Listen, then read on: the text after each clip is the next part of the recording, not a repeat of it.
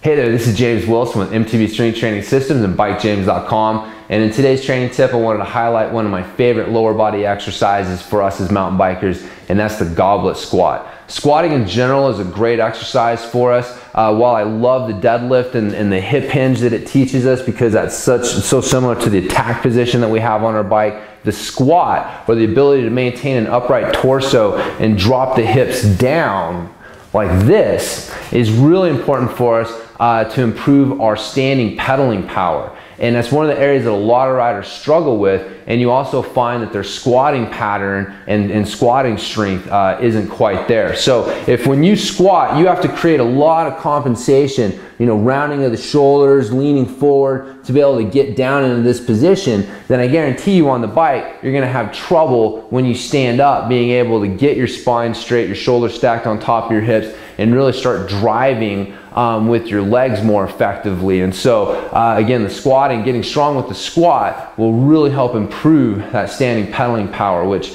is one of those things that as mountain bikers we really need. Being able to stand up and pedal is a really important skill for us on the trail. So great way to work on it. Goblet squat is a great way to learn how to squat if you've never squatted before. So I'll show you how this exercise looks. And then what I'm going to do is break down a couple of things that I find most riders don't do quite as well as they could in order to get everything they can out of this exercise.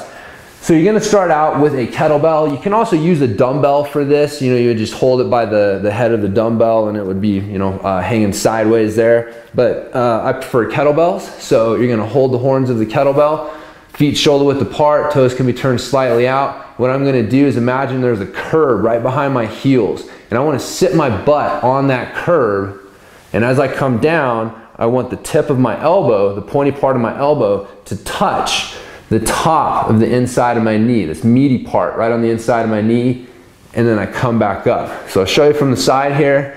Again, as you come down, you want to maintain a good straight spine. You don't want to be letting the shoulders round forward. You're going to keep touch the elbows on top of the thighs, keeping your head up, and you're going to drive yourself back up.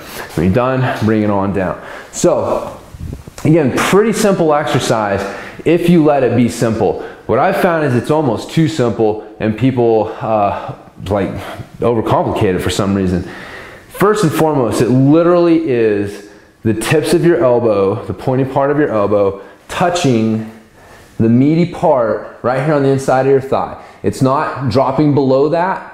It's not sitting on top of your knees. It's definitely not pushing outside of your knees. It's not in front of your knees. All of those things. And you're probably thinking like, well, duh. But I got to be honest with you. In all my years of coaching this exercise, 80% of people, right after I show them, touch the pointy part of your elbow to the meaty part of your knee right there, do something else. And so I can't emphasize that enough. That is an essential part of this exercise, is to make sure that you're not having the elbows landing somewhere else.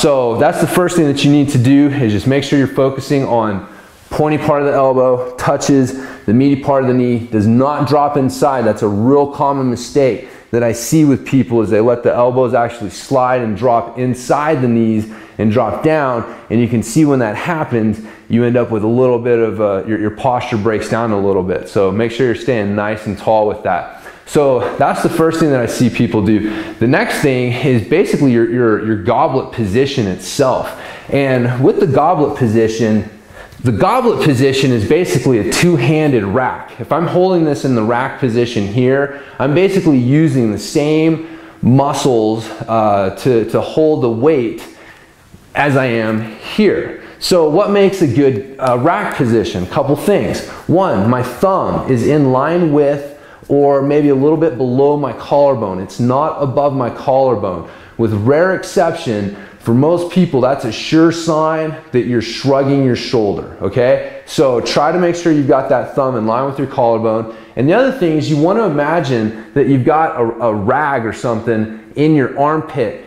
and someone's trying to pull that towel or that rag out from under or out of your armpit from behind you. So you need to pinch down on that rag, and you need to make sure that you got your thumb in line with or below your collarbone. If you've got those two things done, you've got a good strong rack position.